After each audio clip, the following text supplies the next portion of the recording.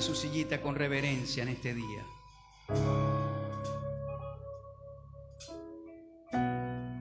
Vamos a ministrar al Señor allí suavecito con los instrumentos.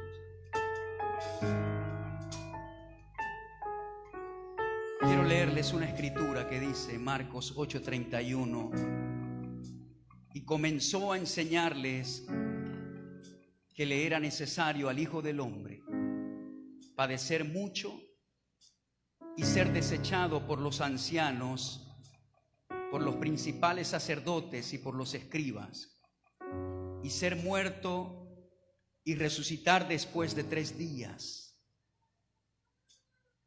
Esto les decía claramente. Entonces, luego Pedro le tomó aparte y comenzó a reconvenirle. Esta palabra reconvenirle indica que lo reprendió suavemente por haber dicho algo o hecho algo. Pedro dice que lo tomó aparte y de una manera reprendió a Jesús por haber dicho esto. Y dice la escritura en el versículo 33: pero él, volviéndose y mirando a los discípulos, reprendió a Pedro diciendo: quítate delante de mí, Satanás, porque no pones la mira en las cosas de Dios, sino en las cosas de los hombres. Esta semana es una semana donde se conmemora, se celebra, se recuerda la muerte y la resurrección de nuestro Señor Jesucristo. Sabemos que muchas personas, en su mayoría, no conocen lo que se celebra en esta semana y entonces lo toman para ir a recrearse, a vacacionar, otros a hacer cosas equivocadas. La gente dice: es Semana Santa, a disfrutar.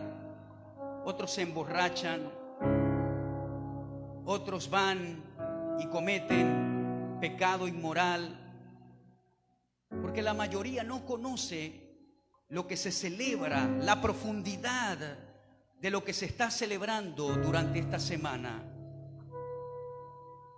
Hoy, según el calendario hebreo, ocurrió el evento de la redención más importante de la historia y la razón por la cual nosotros estamos acá adorándole: la resurrección de nuestro Señor Jesucristo.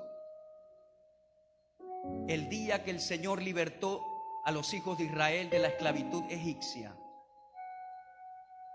ese día les ordenó a través de Moisés sacrificar un cordero de 1 año sin defecto.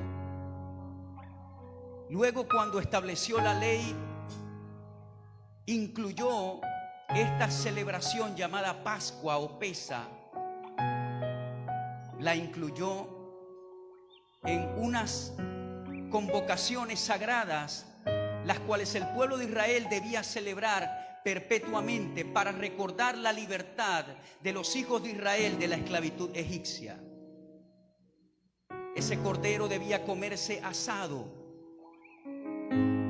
y debía tomarse la sangre y colocarla en el dintel, es decir, en la parte de arriba de la puerta de la casa. Cuando lo celebraron, la tarde o la noche antes de salir las huestes de Dios de Gosén. La razón por la cual Dios les indicó que colocaran la sangre fue porque iba a venir una última plaga llamada la plaga de la muerte de los primogénitos, y cuando el ángel de la muerte pasara por las casas de los israelitas, al ver la sangre, entonces el ángel pasaba por alto esa casa que tenía la sangre en el dintel de la puerta. Esa noche hubo lamento en Egipto, porque todos los primogénitos de los egipcios, incluyendo los animales, murieron esa noche. Pero no ocurrió así con Israel, porque estaba la sangre en el dintel de cada casa y el ángel pasó por alto y no murió nadie en esa casa. Y por esa razón la palabra Pesa del hebreo, o la palabra Pascua que nosotros decimos en español, indica pasar por alto, pasar por alto, saltar una cosa. Toda esa manifestación de ritual indicada al pueblo de Israel por muchos siglos antes de la manifestación de Jesucristo, llevaba a un cumplimiento que esta semana lo estamos celebrando, que fue la muerte de Jesucristo en la cruz del Calvario. La sangre fue derramada en la cruz y entonces nos limpia de todo pecado. Y cuando miramos la Pascua, miramos al Cordero de Dios, no aquel que sacrificaban los judíos, los israelitas en las convocaciones, o el que sacrificaron allá el día de su independencia, sino que el día que murió Cristo en la cruz fue una vez y para siempre. Ya no tiene que ocurrir otro sacrificio de un cordero, sino que ya el cordero, como lo vio Juan, el Cordero de Dios que quita el pecado del mundo, ya había dicho en la cruz: ya ha sido consumada toda obra. Consumado es. Todos los rituales que se celebraban llevaron a ese acto de la crucifixión. Y posteriormente, al tercer día, Jesús resucitó de entre los muertos. Si hay un día que nosotros podemos celebrar Bikurim, que es primicias, es el día de hoy, según el calendario hebreo. Primicias, porque Jesús resucitó. No solamente murió en la cruz, sino que también resucitó. Y esto se lo dijo Jesucristo a sus discípulos mientras estaba en vida.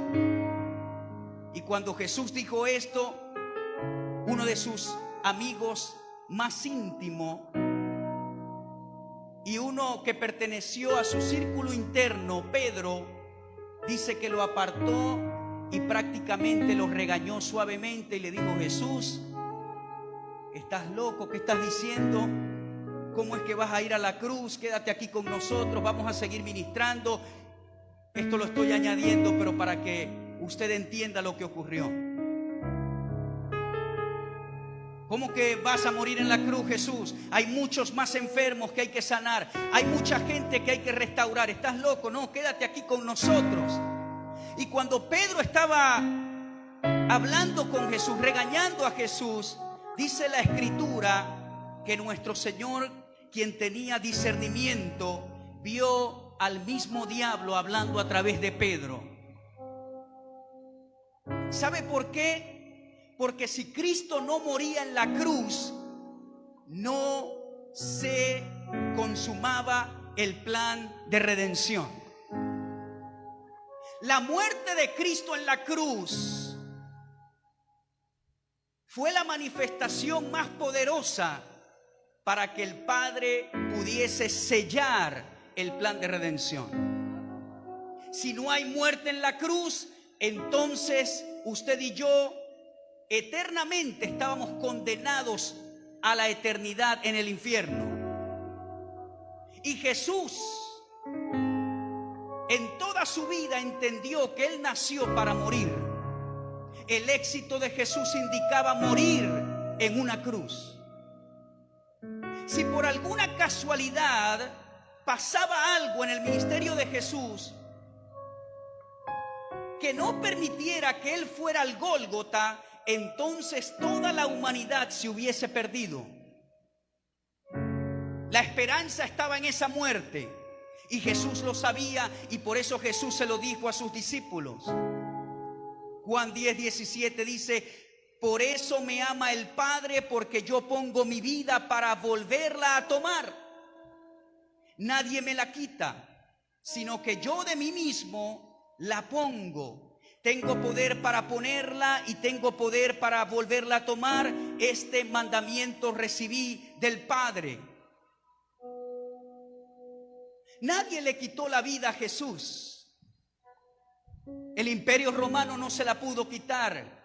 Los saduceos, los fariseos, los religiosos que le apresaron en el Getsemaní, ellos no fueron los que le quitaron la vida a Jesús. No, Señor. No fue el diablo que se la quitó. Jesús dijo: yo pongo mi vida. Yo ofrezco mi vida.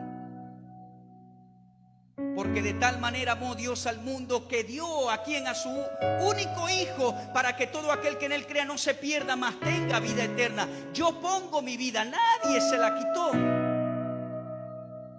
Mateo 26:53, el Señor le dice a Pedro y a los que están allí, porque cuando van a buscar a Jesús para apresarlo, Pedro saca la espada y le corta la oreja a uno de aquellos que vino a buscar a Jesús. Y Jesús, hasta el último minuto, dice la Escritura, que sanó a ese hombre y le restauró la oreja y le dijo estas palabras: ¿acaso piensas que no puedo ahora orar a mi Padre y que Él no me daría más de 12 legiones de ángeles?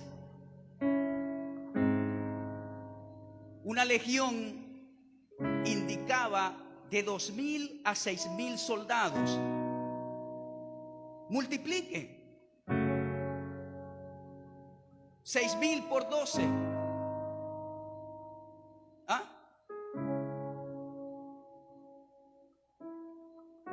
60,000 por un lado, 72,000 ángeles pudo haber invocado el Señor Jesucristo. Y le dice el Señor a esas personas, específicamente a Pedro: ¿acaso piensas que no puedo ahora orar a mi Padre y que Él no me daría más de 12 legiones de ángeles? Versículo 54. Pero ¿cómo entonces se cumplirían las Escrituras de que es necesario que así se haga? Jesús tenía todo el poder para decir: Padre, envíame 12 legiones de ángeles que me libren de estos que vinieron a apresarme. Él tenía el poder en su mano para clamar por esa legión de ángeles o esas legiones de ángeles. Tenía poder para hacerlo. Pero el amor que te tenía a ti, que te tiene a ti, que me tiene a mí, hizo que Él fuera y tomara la copa más amarga que un ser humano puede tomar. ¿Se imagina usted eso? Que usted tenga el poder para llamar a toda la protección, a todos los guardaespaldas, para que le protejan, pero no lo hace porque usted sabe que tiene que cumplir un propósito. Y Jesús lo sabía. Quizá usted se pregunta por qué. Hebreos 12:2 dice: el cual por el gozo puesto delante de él sufrió la cruz, menospreciando el oprobio. Es decir, Jesús vio el oprobio de la cruz y lo menospreció y puso el gozo delante de él. Y él te vio a ti y me vio a mí y dijo: no puedo, aunque tengo el poder para salir de esta situación, no puedo porque nací para esto. Y yo veo que Jarvis Bocour va a nacer en el 1981 y él va a necesitar salvación, y si yo no muero por él, entonces irá al infierno. Mi amor por él me da gozo para yo seguir sufriendo hasta ir a la cruz.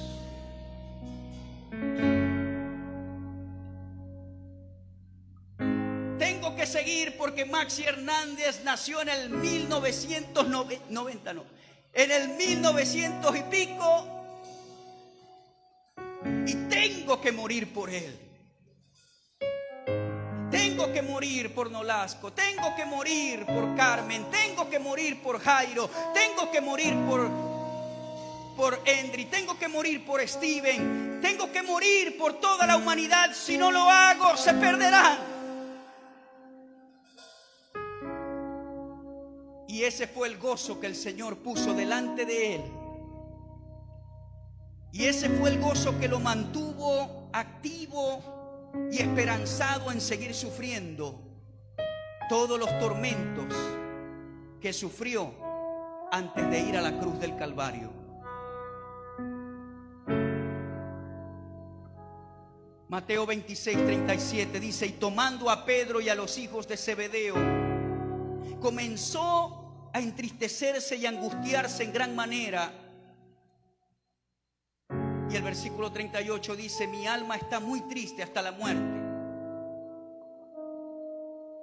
Esta semana recordamos que el Señor murió el 14 de Abib, entre las 2 tardes. Esto que acabo de leer ocurrió el 13 de Abib, que viene cayendo siempre en nuestro calendario gregoriano entre finales de marzo y principios de abril. Y el Señor, antes que se lo llevaran, fue a un huerto donde Él siempre oraba, que se llama Getsemaní. Todavía en el Israel moderno existe ese huerto. Presión de aceite, porque se siembran aceitunas, olivos que producen las aceitunas, es la manera correcta de decirlo. Y este lugar indica presión de aceite para que salga el aceite. Y Jesús acostumbraba a ir al monte de los olivos. Fue al Getsemaní. Y en el Getsemaní dice que empezó a entristecerse y angustiarse en gran manera.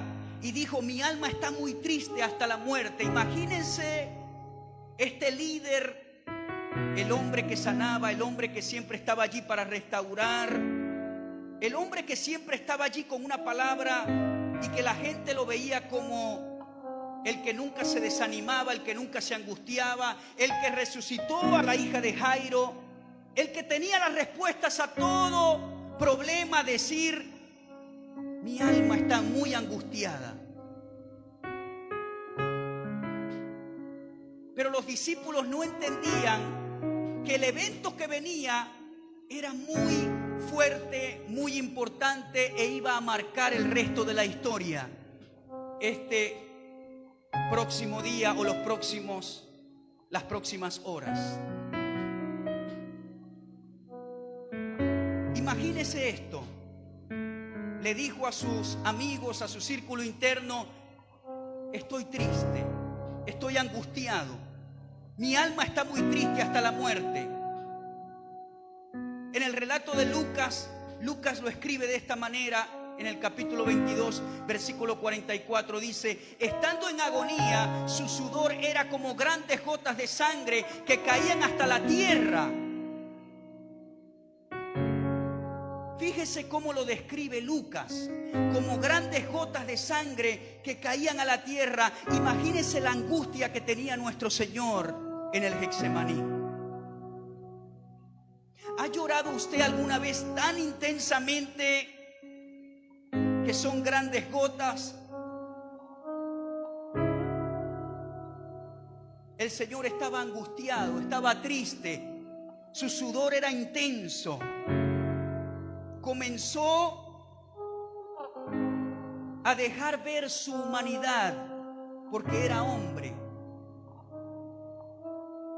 Él vino como una unión hipostática, según la teología, 100% Dios, pero fue 100% hombre en esta tierra. Y estaba tan angustiado que dice Lucas que se le apareció un ángel del cielo para fortalecerlo.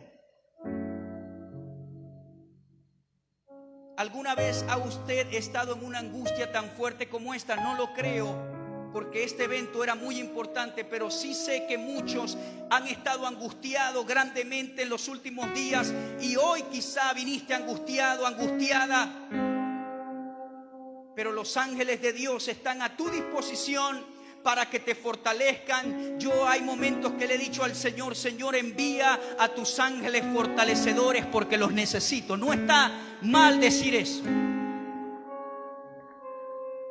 Si nuestro Señor Jesucristo necesitó la asistencia angelical, ¿cuánto más usted y yo lo necesitamos? La próxima vez que estés angustiado y angustiada, no pases el proceso solo, no pases el proceso sola. Clama a la asistencia angelical y Él va a venir a fortalecerte. Y de repente tú sientes el toque de Dios, pero tienes que darle permiso a Él. Jesús le dio permiso y le dijo: Padre, si es posible, pasa de mí esta copa, pero que no se haga mi voluntad sino la tuya. Jesús no estaba orando en el Getsemaní como Dios, lo estaba haciendo como hombre.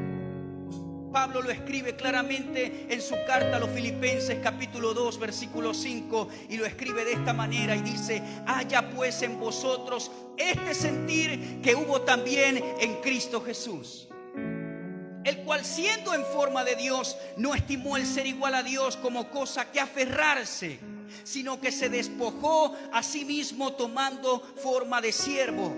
Mucho se hizo siervo.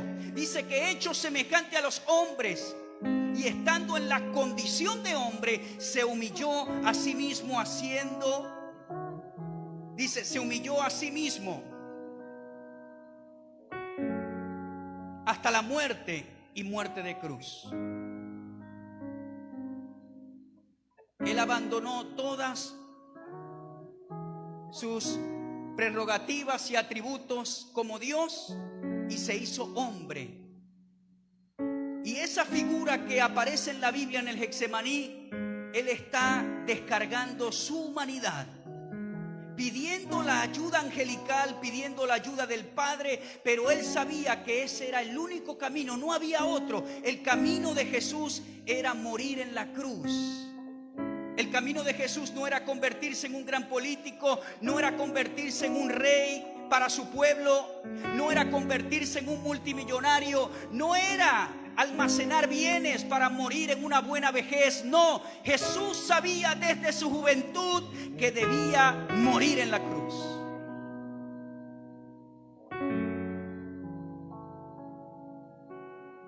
Y por esa razón, un predicador del siglo XIX llamado Charles Spurgeon escribe esto. Él dice: ¿acaso una agonía con sudor de sangre será recompensada con ojos adormecidos y bostezos?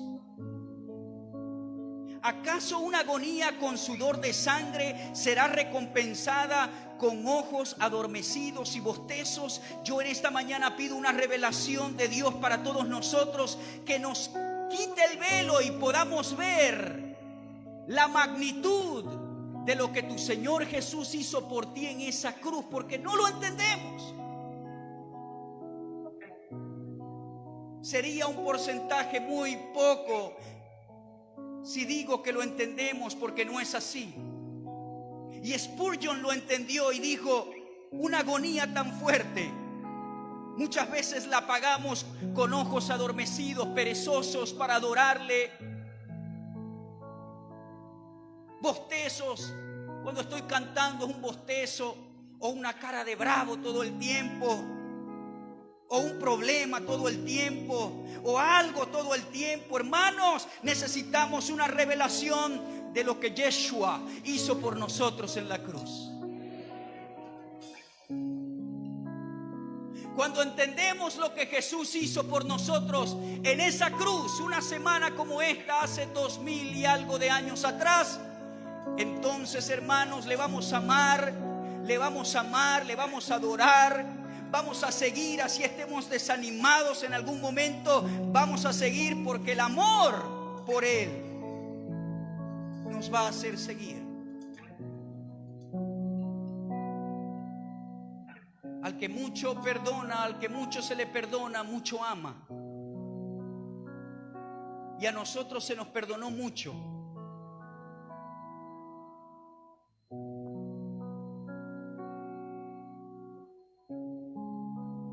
Jesús se hizo hombre. Y en el Getsemaní Él entendió lo que significaba el temor. Él entendió lo que significaba la angustia. Él entendió lo que significaba la soledad, porque desde ese momento los discípulos que caminaron con él lo abandonaron. Desde allí no los vio más. Su amigo más íntimo, Pedro, le negó 3 veces. Y en la última vez maldijo. Y fue solito a la cruz. Uno por allá se dignó a cargar la cruz y ayudarlo, pero murió solo. Después de haber sanado tantos, después de haber dado su vida, tenía que dar su vida de día y de noche, tenía que orar para fortalecerse, pero dio todo esos 3 años, dio todo para finalmente caminar solo en los padecimientos por los romanos, que no los voy a mencionar, pero hay la película que más se parece es la que filmó Mel Gibson, que se llama La Pasión de Cristo. Dio todo, descargó todo su amor, pero solo.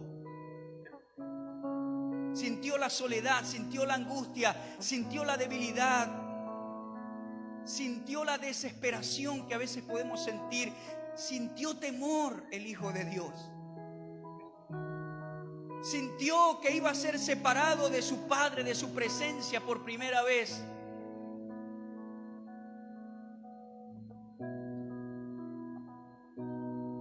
Pero el amor era tan fuerte por nosotros que lo hizo. No clamó a la legión de ángeles para ser socorrido. No se trató de defender en los juicios que le hicieron en la madrugada. Él pudo haber dicho: esto es injusto, vamos a esperar hasta que amanezca, yo no hice esto. No, por eso es que usted lee los relatos y a veces usted se enoja y dice: Jesús, ¿por qué no hablaste? Solamente cuando te preguntaron: ¿eres el rey de los judíos? Él dijo: sí, yo soy. Solamente dijo eso en sus juicios.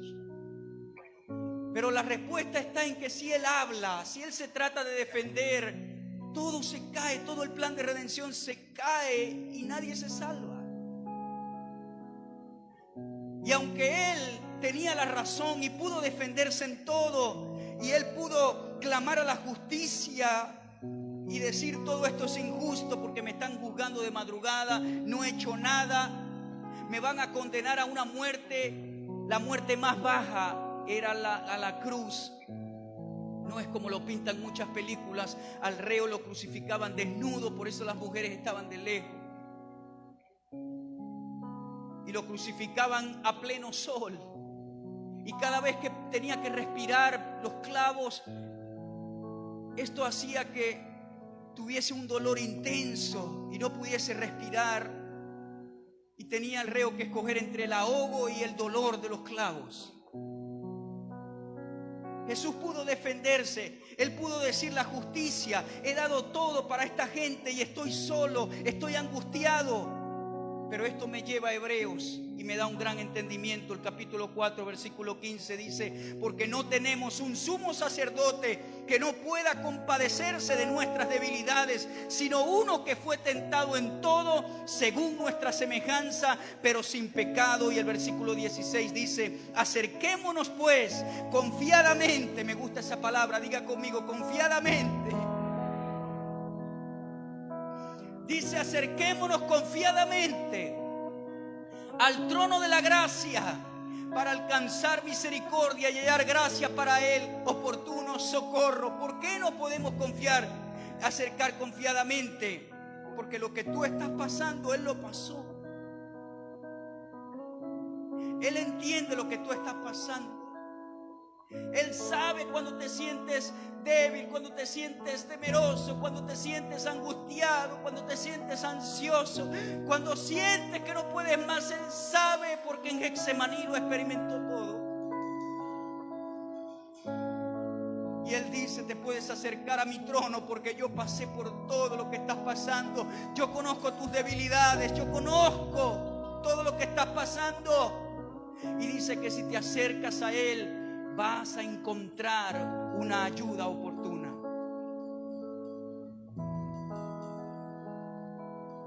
Cuando te sientas angustiado, no corras de Dios, acércate más a Dios. Porque hay un sumo sacerdote que conoce todas tus debilidades, todas. Jesús fue tentado con el adulterio, Jesús fue tentado con la fornicación, Jesús fue tentado con todos los pecados morales que puedan haber, porque la Biblia dice que fue tentado en todo, y si lo dice la Biblia es que fue tentado en todo. Porque el diablo quería hacer lo que sea para que Jesús pecara y no se pudiese consumar el plan de redención.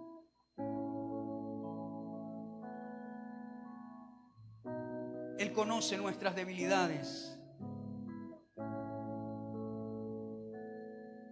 Hebreos 5:7 dice: y Cristo en los días de su carne, en su humanidad, ofreciendo ruegos y súplicas con gran clamor y lágrimas al que le podía librar de la muerte, fue oído a causa de su temor reverente. Y aunque era hijo, por lo que padeció, aprendió la obediencia.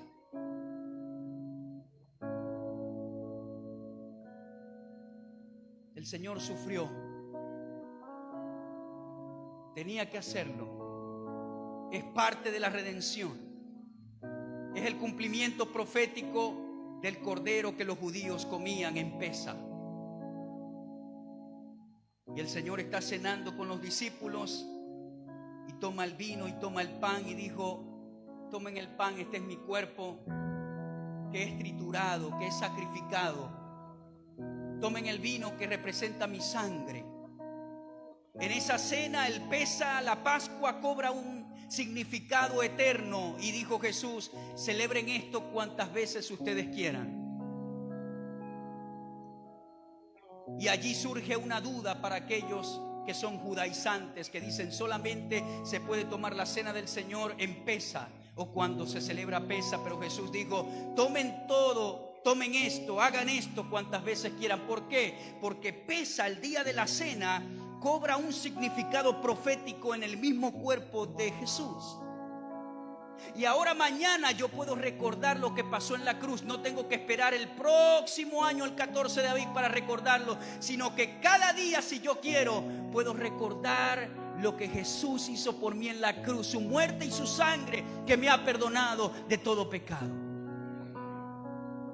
Y al tomar ese pancito estoy recordando que Jesús dio su cuerpo en ofrenda para que yo fuese salvo y también para que yo fuese sanado. Y que cuando tomo la copita, entonces esa sangre representa la limpieza de todo pecado, de los pecados que hiciste en el pasado, de los que haces hoy y de los que harás en el futuro. El Señor los ha limpiado, los ha borrado. Eso no significa que lo vas a hacer porque ya el Señor lo perdonó, no. Entrarías en terreno peligroso allí. Dice Hebreos que entonces vas a crucificar nuevamente al Señor de gloria si tienes esa actitud. Necesitamos entender lo que el Señor hizo. Eso nos lleva a recordar entonces que ese día el Señor nos dio salvación y vida eterna. Ese día recordamos que habiendo sido perfeccionado, vino a ser autor de eterna salvación para todos los que le obedecen. Diga conmigo: autor de eterna salvación. Ese día recordamos que el Señor te dio eterna salvación. La salvación que Dios te dio es eterna a través de la muerte de Jesús. Es eterna.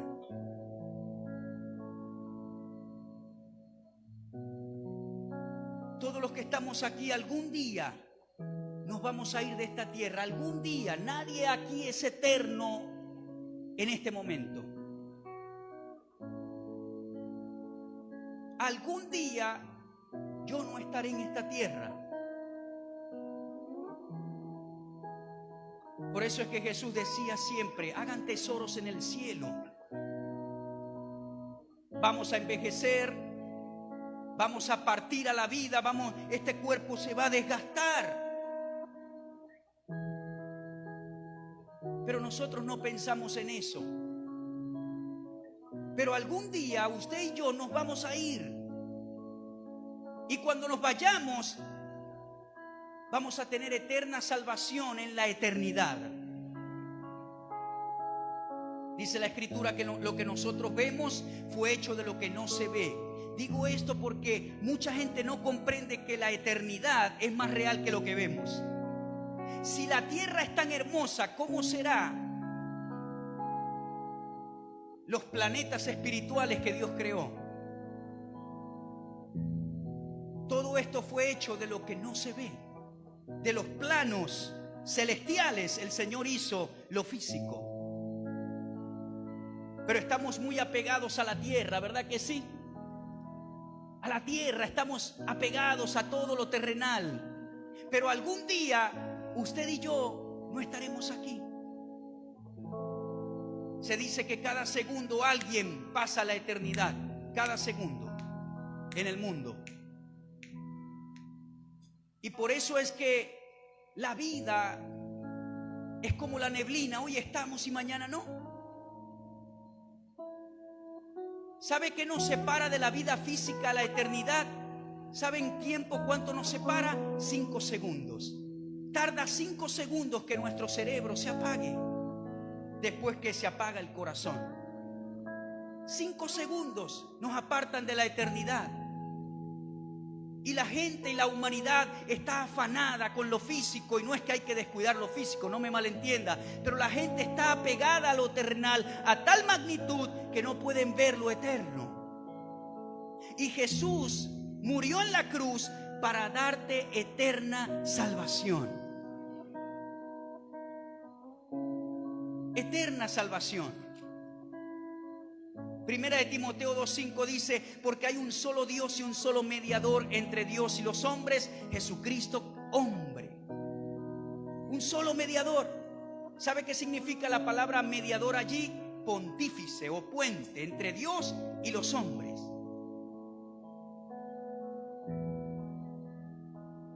Yo no quiero ofenderle con esto, pero como predicador estoy obligado a hablar la verdad de la palabra para que se vaya la ignorancia de los que escuchan. Ve, como predicador, yo no estoy llamado a agradarle a la gente, yo estoy llamado a predicar la palabra de Dios. Y al Papa Francisco le dicen el sumo pontífice. Es decir, el puente entre Dios y los hombres. Y la Biblia dice en Timoteo que el único pontífice, el único puente entre Dios Padre y el hombre se llama Jesús, porque Francisco no murió en la cruz, murió nuestro Señor Jesucristo. Un día murió y dio su vida en esa cruz.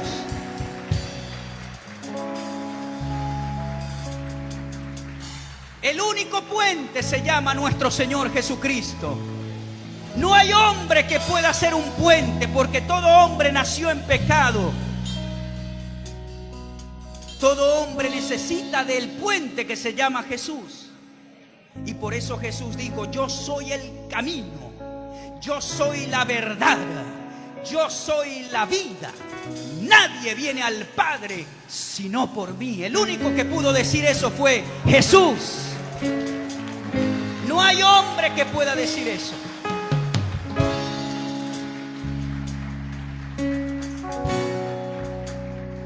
Ese día recordamos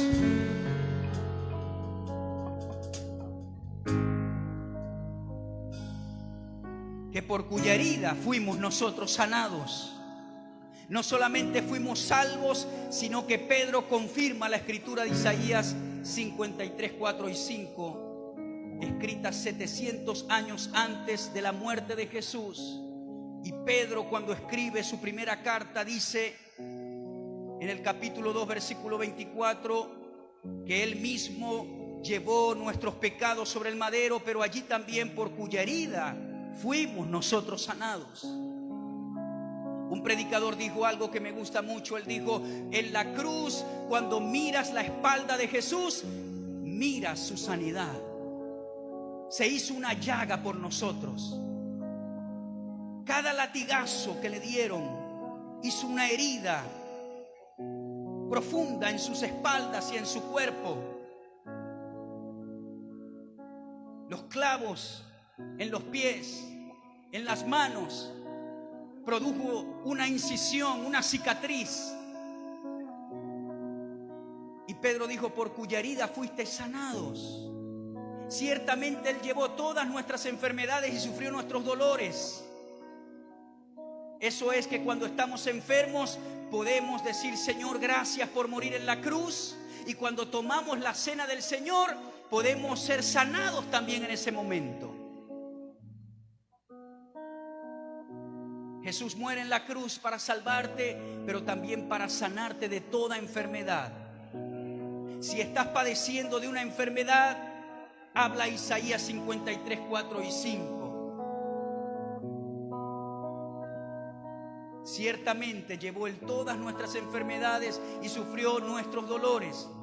El castigo de nuestra paz fue sobre Él, y por su llaga fuimos nosotros sanados. Si tienes COVID-19, sí, es 19, no, ya ni...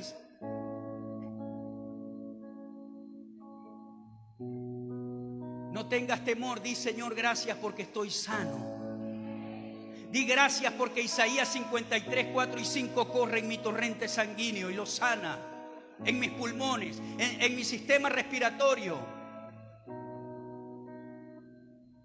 A ver, diga conmigo en esta mañana: Señor, gracias porque Isaías 53, 4 y 5 corre en mi torrente sanguíneo.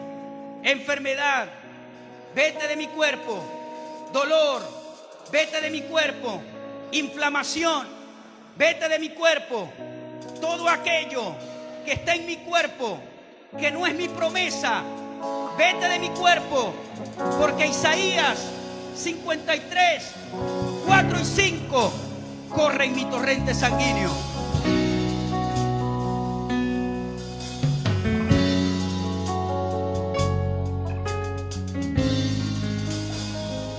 Ese día recordamos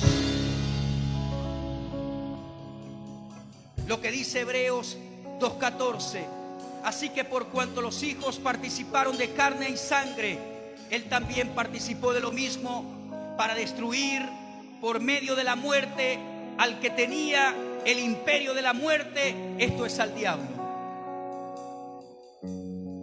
¿Quién tenía el imperio de la muerte? El diablo.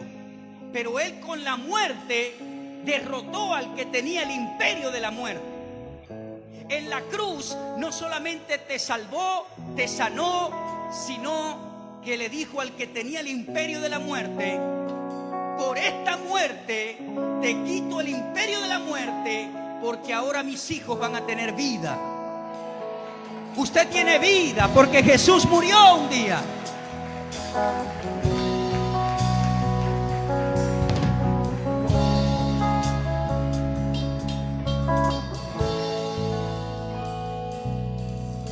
Uno de los evangelistas más conocidos del siglo pasado, el hermano G.J. Ávila, él decía: la cruz fue la ratonera del diablo. Satanás nunca se imaginó que incitando a los religiosos a llevar a la cruz a Jesús iba a ser su ratonera, su propia trampa. ¿Cómo me prueba eso, pastor? Por las escrituras. 1 Corintios 2:7. Mas hablamos sabiduría de Dios en misterio, la sabiduría oculta, la cual Dios predestinó antes de los siglos para nuestra gloria. Versículo 8. La que ninguno de los príncipes de este siglo conoció, porque si la hubieran conocido, nunca habrían crucificado al Señor de gloria.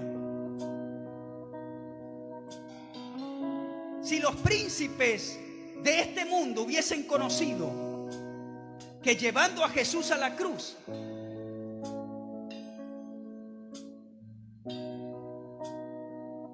le iba a quitar el imperio de la muerte a Satanás, no lo hubiesen hecho. Pero Satanás y la gente de este siglo no tienen revelación de la sabiduría de Dios. Y ellos mismos llevaron a Cristo a la cruz, riéndose el mundo infernal, diciendo: ya derrotamos al Hijo de Dios, por fin lo sacamos de esta tierra. Pero dice Hebreos que por medio de la muerte le quitó, le arrebató el imperio de la muerte al diablo. Y dice: para que aquellos que estén esclavizados por el temor a la muerte sean libres.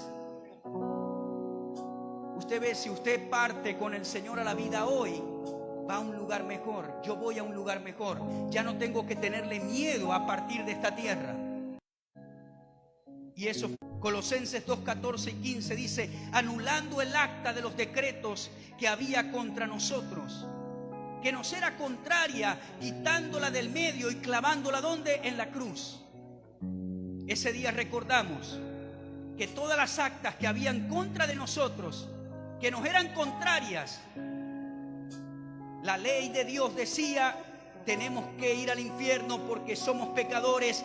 Pero ese día en la cruz Jesús anuló todas esas actas y decretos y dice que las clavó en la cruz.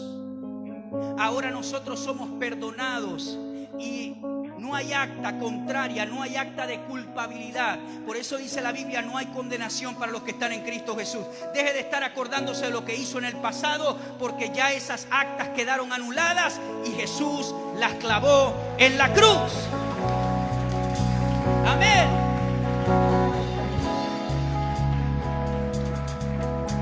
Hay gente que está estacionada en los pecados del pasado. Yo hice esto, yo hacía aquello, yo vivía así. Hermano, ya Jesús las clavó. Y si Él las clavó, ¿usted para qué les quita el clavo y las recuerda?